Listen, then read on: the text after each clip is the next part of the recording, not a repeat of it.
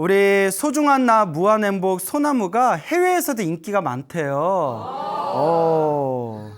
왜? 예. 왜 인기가 많을까? 그래서 뭐 미국에서도 연락 오고요.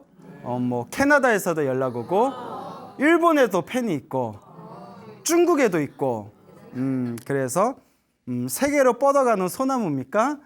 그래서 이제 많은 또 이제 한국의 불자분들, 다른 나라에서 활동하고 계시는, 거처하고 계시는 많은 한국의 불자분들께서 이 소나무를 의지하면서 굉장히 또 재밌고 즐거운 시간을 보내고 있다는 그런 편지라든가 연락을 굉장히 자주 받습니다. 게다가 얼마 전에 우리 일본에서 살고 계시는 우리 어느 불자님께서 또 이렇게 소중한 이제 편지를 보내오셨는데, 거기 이제 딸이 있어요. 초등학생 딸이 있는데 이름이 민지예요. 민지가 여자애인데 이름 예쁘죠. 민지. 예. 민지가 하루 종일 소나무만 보고 있대요. 초등학생이. 아니 왜? 예? 볼 게 얼마나 많은데. 그래서 어머니가 걱정이 될 정도로 민지가 너무나 저기 소나무를 즐겨본다고 해서 제가 엄마 걱정되지 않게 소나무는 하루에 한 편만 봐 라고 이렇게 메일을 보내줬거든요. 자, 그래서 그분이 이제 소중한 편지를 보내오셔서 제가 오늘 읽어드리도록 하겠습니다. 스님 안녕하세요. 여기 후쿠오카는 이제 가을이 온 것 같아요. 하늘도 높고 청명하고 기분 좋은 날입니다. 저의 딸 민지는 스님의 왕팬으로 집에만 오면 핸드폰으로 소나무를 늘 틀어놓고 생활합니다. 심지어 잘 때도 광우 스님 이러면서 소나무를 틀어놓고 잡니다.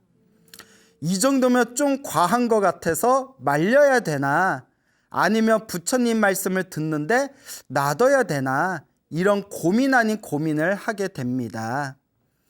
오래전에 부처님의 가피를 받은 사연을 밝혀볼까 합니다. 저의 체험을 모든 불자님들과 나누고 싶어 이 편지를 보냅니다. 저는 12년 전에 결혼해서 일본으로 왔습니다. 일본어도 모르고 일본에 대해서도 전혀 모르고 왔기 때문에 남편이 있어도 많이 외롭고 힘들었습니다. 가족이 그립고 환경이 낯설고 은근히 차별도 있었습니다. 외로운 나날을 보내다가 어느 날 저의 큰언니가 관세음보살 보문품 책과 법문 CD를 줬습니다. 그날도 힘들고 외로운 날이었어요. 그런데 신랑이 이거 한번 들어보자 하면서 법문 CD를 틀었는데 그 자리에서 그 10장의 CD를 모두 들었습니다. 그때 느꼈던 그 기쁨과 환희심을 잊을 수가 없습니다. 그 뒤로 늘 법문 CD를 듣고 보문품을 읽으며 하루하루를 보냈습니다. 그 뒤 언니가 보문품은 많이 읽었으니 능엄주를 한번 해봐라, 외워봐라 해서 그 뒤로는 능엄주를 거의 외울 정도로 읽고 또 읽었습니다. 우리 불교에는 관세음보살님이라고 계시죠? 네. 그 관세음보살님의 공덕과 가피에 대해서 적어놓은 경전을 관세음보살 보문품이라고 해요. 그래서 이분께서 이제 관세음보살 보문품 이제 많이 읽다가 언니가 보문품은 많이 읽었으니까 이제 뭐 하라고 했죠? 능엄주 한번 해봐라. 능엄주는 제가 소나무에서 몇 번 언급을 했었죠? 예, 아마 보신 분들은 기억이 나실 겁니다. 저의 언니는 불심이 아주 깊고 불교 경전 공부도 많이 했습니다.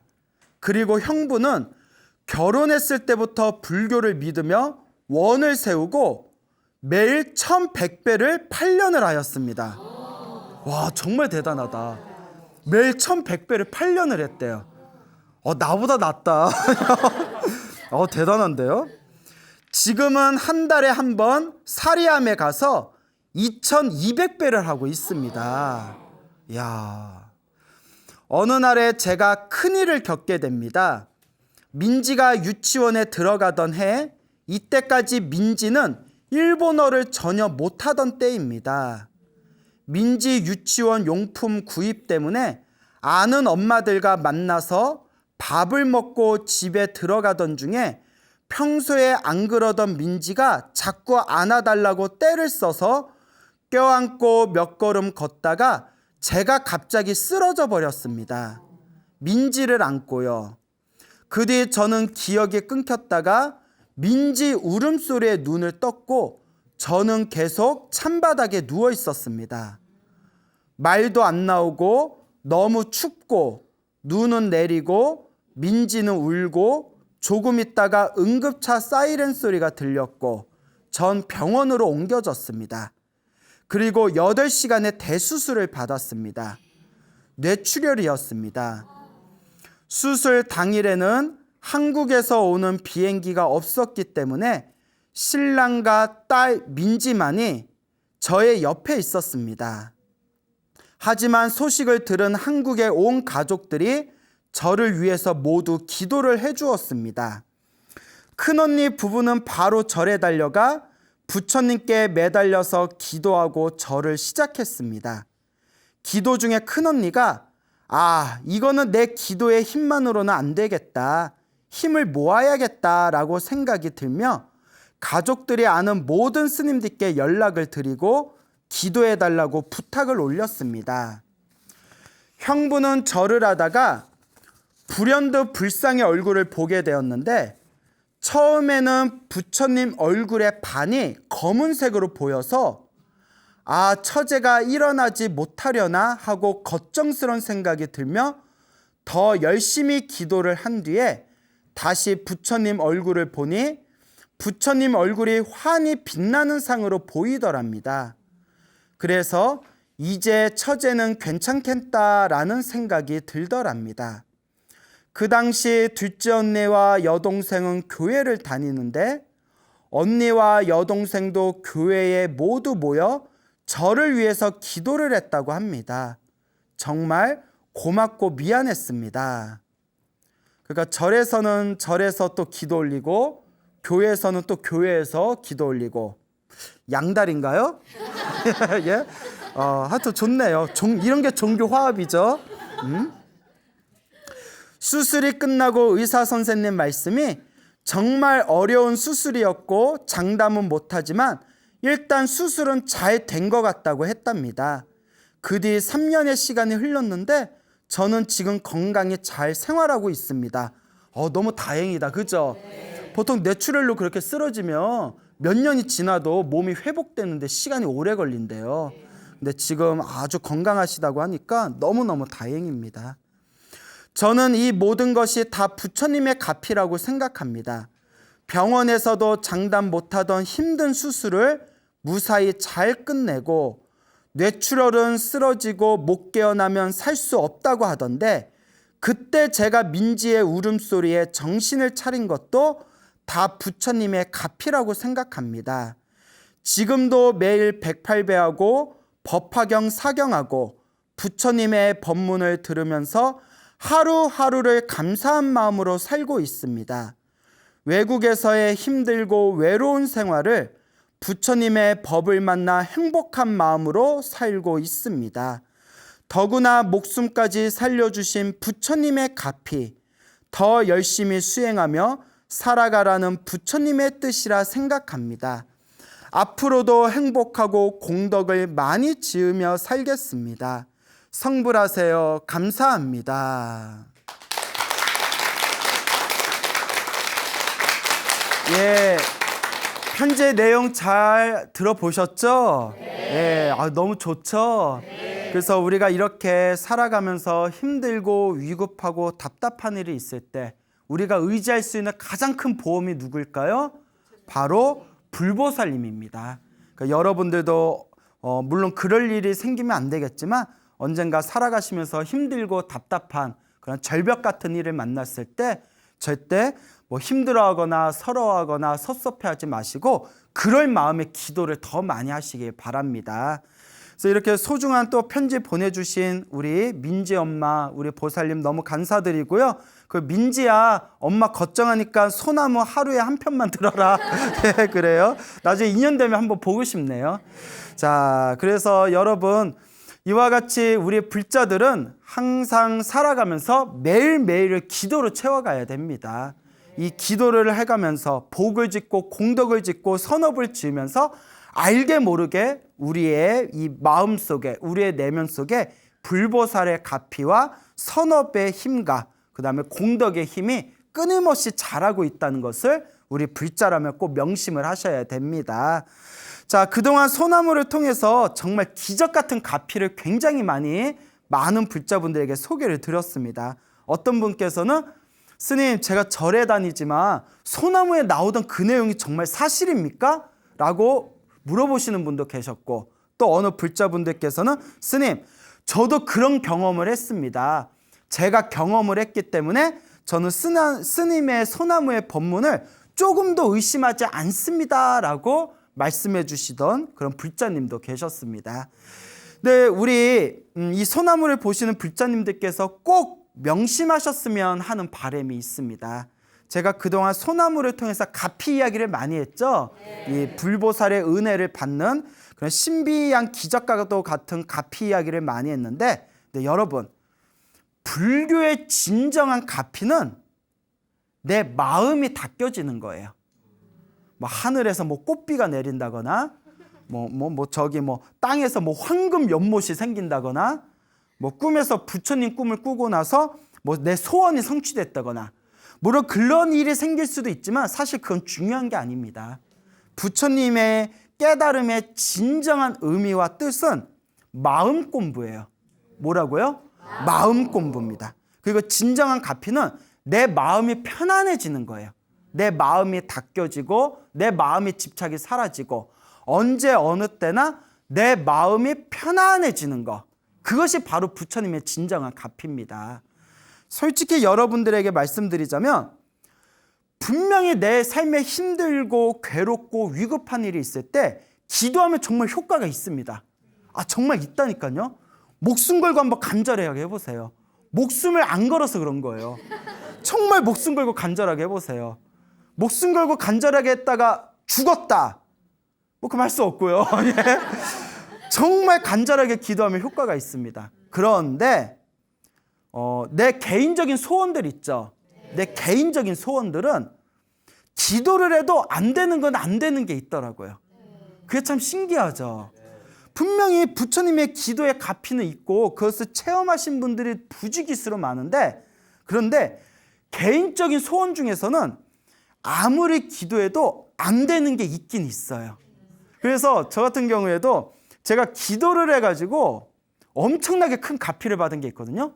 우와 하면서 정말 꿈에서 현몽을 해가지고 엄청나게 가피 받은 게 있어요. 그래서 제가 여러분들한테 자신 있게 기도 얘기를 할 수가 있는 거예요. 근데 어떤 거는 기도 열심히 했는데 안 되는 게 있더라고요. 안 되는 게 있어요. 근데 재밌는 게 뭐냐면, 기도를 해서 내가 원하는 소원이 성취됐건 안 됐건 기도한 공덕은 남는다, 안 남는다? 분명히 남습니다. 어떤 분은 돈을 술술 벌게 해주세요 해서 사업에 대박난 분이 있어요. 근데 아들이 좋은 대학 가게 해주세요라는 거는 그거는 또 안 되더래요. 또 어떤 분은 우리 아들 좋은 대학 가게 해주세요 해서 기적 같은 가피로 도저히 갈 수 있는 대학이 아니었는데 딱 하고 붙은 아들이 있어요. 근데 우리 남편 좀 철 좀 들게 해주세요 했는데 그거는 죽었다 깨어나도 안 되더래요. 그러니까 해도 안 되는 게 있어요. 어떤 건 되는데 어떤 건 안 돼요. 이게 복력이에요. 무슨 력? 복력. 전생에 지어놓은 복이 많으면 내가 원하는 게 빨리빨리 이루어지고, 전생에 지어놓은 복의 힘이 약하면 어떤 거는 되고 어떤 거는 안 되는 거예요. 그것도 자기 복력입니다. 그리고 어떤 불자님이 계셨는데, 어떤 아가씨였어요. 약간 나이 들은 노처녀 아가씨였는데, 이분께서 집이 가세가 너무 기울어가지고 기도를 열심히 했어요. 기도를 열심히 해서 정말 책에서나 볼 것 같은 그런 꿈이라든가 가피를 실제로 얻으셨어요. 엄청나게 가피를 얻으셨는데, 그분이 기도를 시작한 게 무엇 때문에 시작했죠? 돈 벌게 해달라고 기도 시작한 건데, 다른 거는 기도의 힘이 분명히 있구나라는 것을 느낄 정도의 가피를 받았는데, 정작 돈 벌게 해주세요라는 가피는 잘 안 되더래요.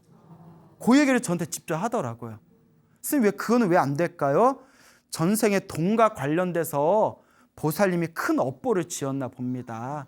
그러니까 지금 묵묵히 닦아 나가십시오. 이제 이렇게 말씀을 드렸던 기억이 있었죠. 자, 이와 같이 나에게 주어진 내 삶에 있어서 모든 소원이 다 이루어지는 건 아니더라. 그러면 불교 기도의 진정한 의미가 뭐냐? 내가 원하는 소원이 이루어지지 않았다고 해서 절에 안 다닐 거예요? 기도 안 할 거예요? 수행 안 할 겁니까? 소원이 성취되지 않았다고 해서 절에 안 가거나 기도를 안 하거나 수행을 안 하는 그 마음의 자세 자체가 이미 글러먹었다는 거예요. 글러먹었다는 게 아니라 글러먹었다고요. 뭔 얘기인지 아시겠어요? 이미 내 마음에 소원 성취 안 해주면 나 절에 안 다녀야지, 나 부처님 안 믿어야지, 이게 이미 무의식에 깔렸는데 부처님이 도와주시겠어요? 안 도와주시겠어요? 물론 부처님은 대자대비해서 알면서도 속아주시는 분이지만 내 마음 자체가 이미 그렇게 옹졸한 마음이 무의식에 깔려 있는데 오던 소원 성취를 받을 수 있는 오던 복도 날아간다는 거예요. 결국 기도의 진정한 의미는 소원이 성취되든 안 되든 내 살아가는 게 힘들고 괴롭든 즐겁고 기쁘든 그와 상관없이 항상 마음이 고요하고 편안할 수 있는 것, 이 마음 공부가 진정한 값입니다, 여러분. 그래서 기도를 해서 내가 원하는 걸 얻어야지라는 것 자체가 사실 부처님이 말씀하신 집착이에요. 내가 원하는 소원이 이루어지든 이루어지지는 않든 묵묵하게 기도하면서 내 마음을 닦을 수 있는 것, 그게 진정한 값이고 진정한 부처님의 뜻이라는 것을 우리 불자 여러분들께서는 꼭 명심하시길 바랍니다. 알겠죠? 네. 감동적인 이야기를 하나 들려드릴까 합니다. 어느 여성 불자님이신 보살님이 계셨는데 이 보살님이 이제 어렸을 때 친정엄마 따라서 절에 몇 번 다녔대요. 어렸을 때 이제 엄마 따라서 절에 몇 번 다녔던 그런 이제 보살님이었는데 나이가 조금 늦은 나이에 남편을 만나서 결혼을 했답니다. 조금 늦은 나이에 이제 결혼을 했는데 이제 남편을 만나서 결혼을 하고 그러니까 이제 축복 속에서 결혼 생활을 했겠죠. 그 첫 아들을 낳았대요. 큰 아들을 낳았는데 큰 아들 낳았는데 뭐가 오해요. 큰 아들을 낳았는데 그 아들이 이제 무럭무럭 자라는데 점점 커가면서 느낌이 좀 이상하더래요. 느낌이 좀 이상해가지고 왜 그러지 하다가 아이가 너무 이상한 게 느껴져서 4살이었을 때 병원에 가서 검진을 받았답니다. 아이고, 자폐였어요. 자폐인 거예요. 엄마 마음 얼마나 억장이 무너지겠어요. 자폐니까. 그러니까 자폐 이제 검진, 지적장애라는 검진을 받고 이제 아들, 4살 때 아들을 부둥켜 안고 차 안에 오면서 집으로 오는 길에 엉엉 울었대요. 왜 우리 아들한테, 왜 우리한테 이런 일이 생길까? 그렇게 이제 막 눈물을 흘리다가 이제 집에 와가지고 아들을 위해서 온 힘을 다해가지고 우리 아들을 이제 고칠 수 있어, 치료할 수 있어 해서 이제 아들을 인지치료라고 해가지고 인지심리치료라고 해서 그것도 되게 비싸대요. 그걸 계속 이제 치료를 했답니다. 나을 수 있을 거라는 이제 확신을 갖고. 그렇게 이제 치료를 해 나가는데 이 남편이 자꾸 둘째를 낳자고 쪼르는 거예요. 그 부인이 기가 막히더래요, 보살님이. 이 인간이 생각이 있는 거야, 없는 거야. 왜냐하면 자기는 큰아들한테 온전히 모든 걸 다 쏟고 싶은데 아들 하나 또 낳아버리면 이렇게 마음이 분산돼 버리잖아요. 애를 하나 또 낳으면. 근데 남편이 자꾸 하나를 더 낳자 계속 쪼르더래요.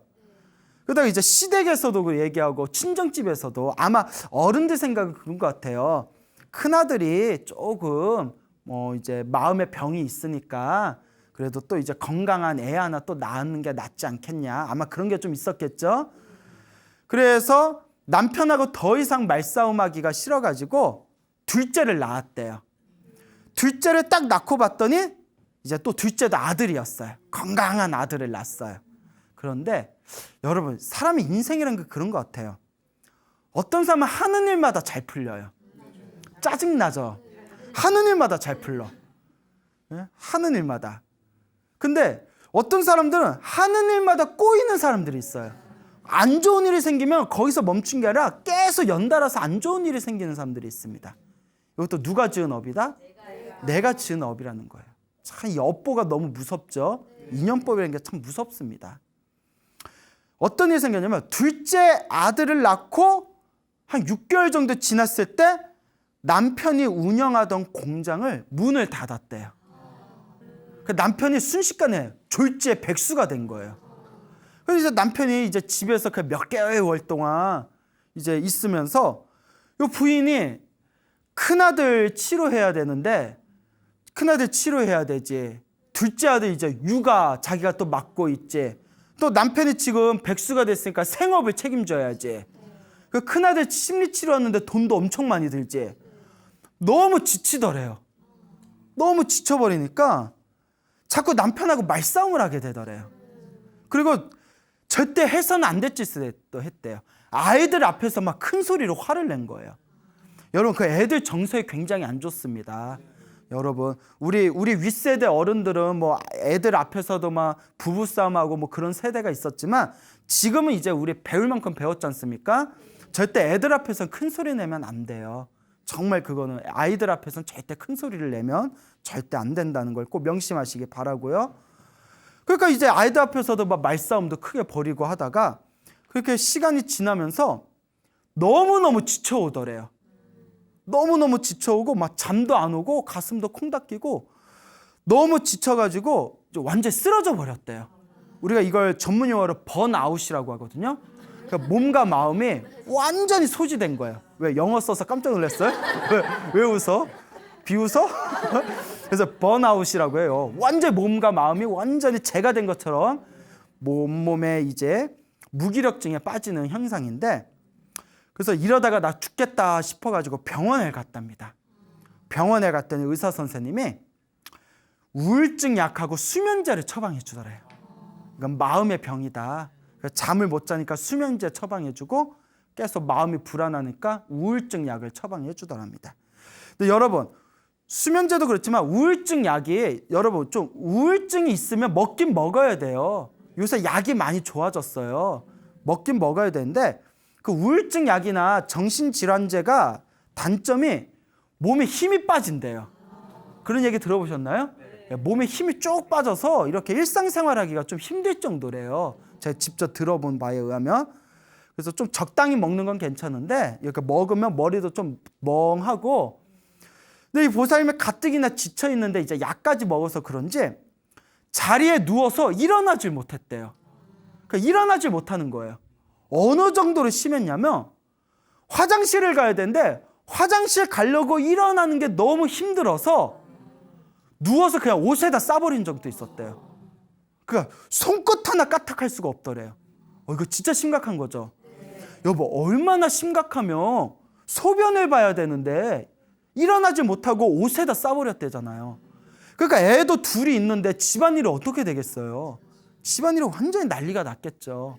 근데 그러거나 말거나 나는 도저히 일어날 수가 없다.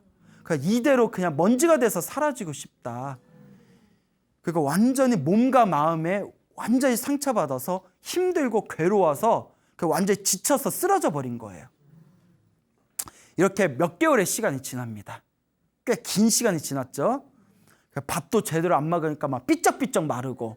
여보 이게 말로 전달해서 그렇지 그분은 얼마나 괴로웠겠어요. 애 둘이 있는 집안에 그 소변도 그냥 누워서 옷에다 쌀 정도로 완전히 쓰러져 버리고 손끝 하나 할 수도 없고 밥도 제대로 못하고 몸은 바싹바싹 마르고 그러니까 이대로 죽어버리고 싶다. 이대로 죽어버리고 싶다. 그때 작은 아들이 리모컨을 가지고 이렇게 누르고 장난치다가 불교 TV가 나왔대요. 불자들의 희망, 불자들의 라이트, 예? 바로 불교 TV가 뽕 하고 이렇게 나왔대요. 근데 그때 불교 TV에 그게 108참회문이 이렇게 흘러나오더랍니다. 108참회문 다 보셨죠?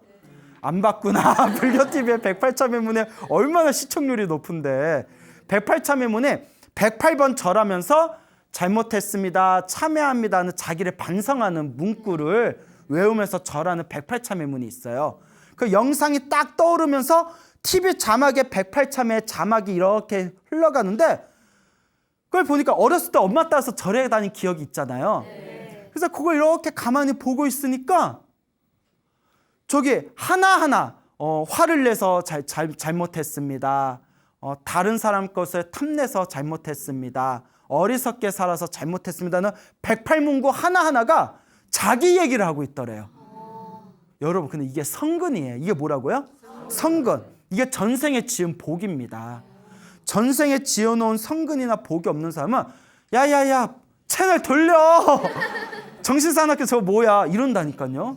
아무리 좋은 말을 해도 못 알아들어요. 근데 보시면 그게 가슴에 딱 와닿더래요. 그리고 자기도 모르게 엉 울었대요. 뭐가 서러웠나 보죠.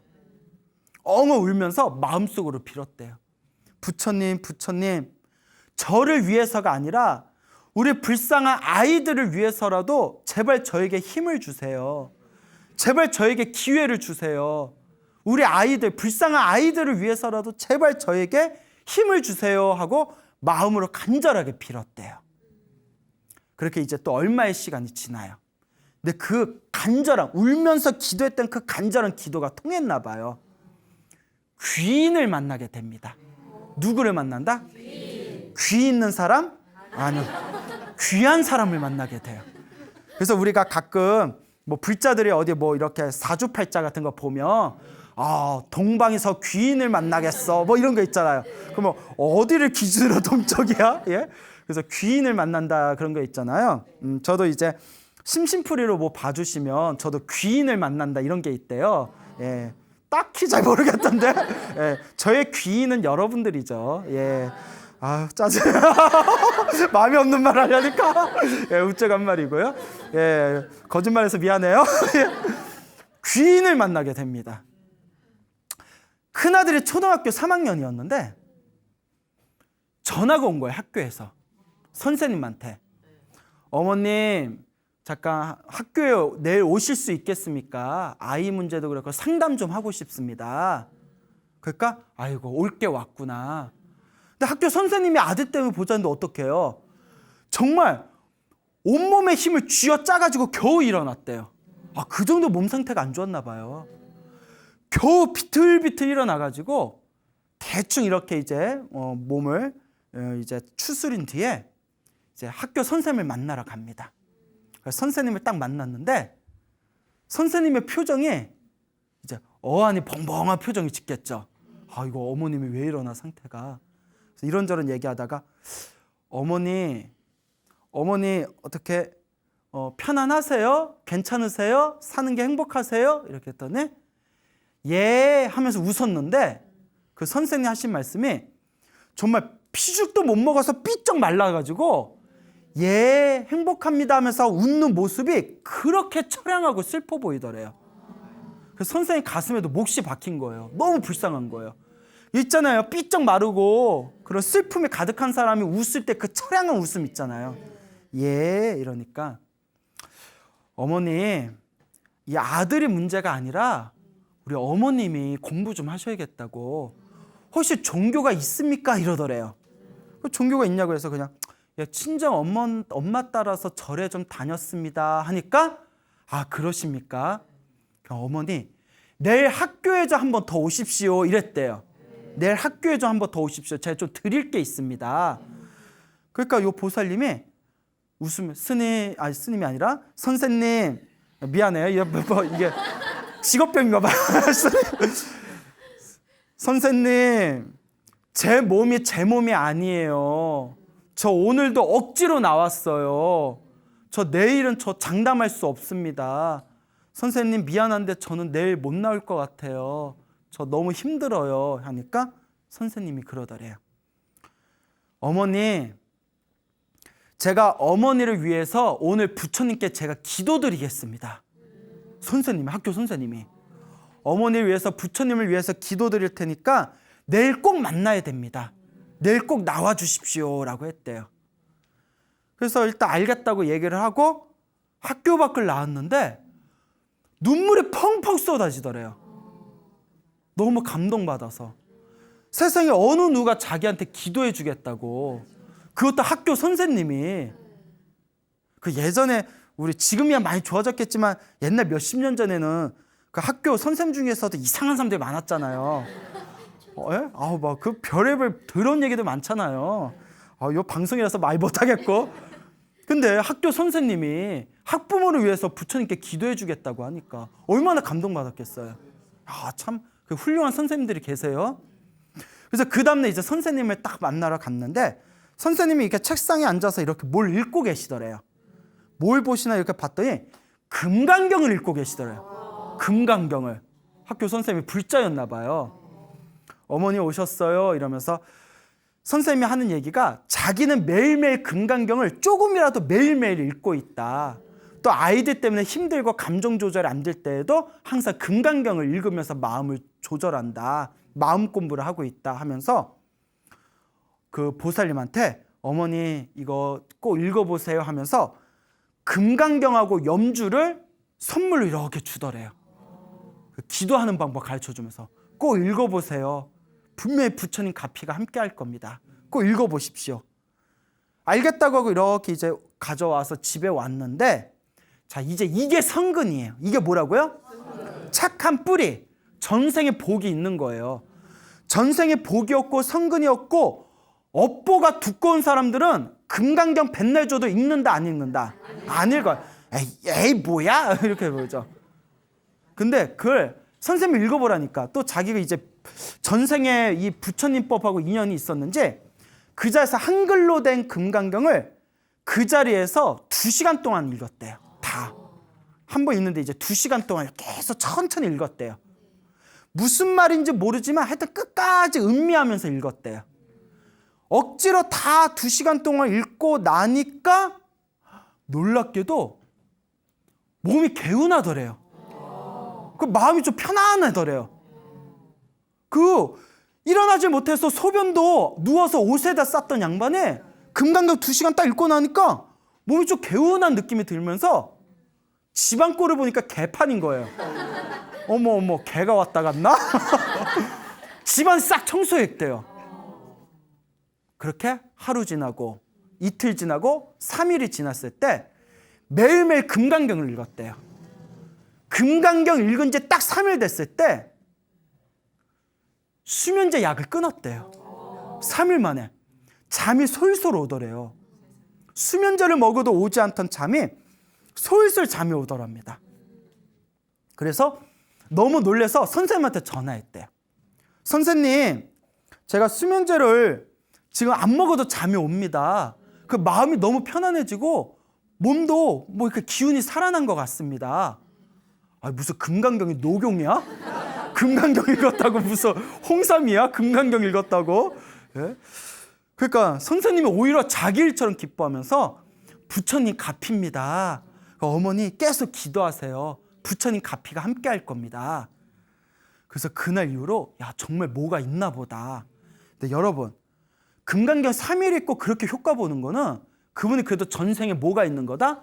성근이 있는 거예요. 이 성근을 무시할 수 없습니다. 전생에 업이 두꺼운 사람은 좀 효과가 더디게 나타나겠죠. 그분 그래도 바로 효과를 봤잖아요. 그때부터 이제 불교 TV를 보면서 천수경도 하고 법문도 듣고 기도도 시작했대요. 그러면서 이제 점점 마음이 정화되는 게 느껴지는 거예요. 그러다가 문득 절에 가서 기도 한번 해볼까? 집에서만 하지 말고 절에 가서 한번 해볼까? 그래서 절에 갔답니다. 절에 가서 어디 사찰에 가서 부처님 불상 앞에서 딱 절을 하는 순간 그 자리에서 눈물이 펑펑 쏟아지더래요. 그날이 잊혀지지가 않는데요. 밑바닥에서 뭐가 확 올라오면서 하염없이 이제 눈물을 쏟아냅니다. 그러면서 이제 꾸준히 절에 다니면서 이제 본격적으로 기도를 시작해요. 기도하고 법문 듣고 이제 마음 공부를 시작하게 됩니다. 여기서 이제 중요한 게 있어요. 몇 개월 동안 꼼짝달싹을 하지 못하고 누워가지고 자리에서 일어나지도 못했던 분이 매일매일 이제 절에 나가게 되는 거예요. 절에 나가서 기도하고 염불하고 법문 듣다 보니까 그게 진짜 마음 공부가 되는 거예요. 마음이 정화가 되면서 어느 순간 이런 생각이 듭니다. 나도 누군가에게 도움되는 사람이 되자.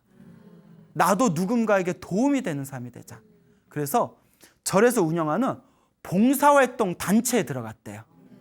봉사활동 단체에 들어가서 본격적으로 봉사활동을 시작합니다.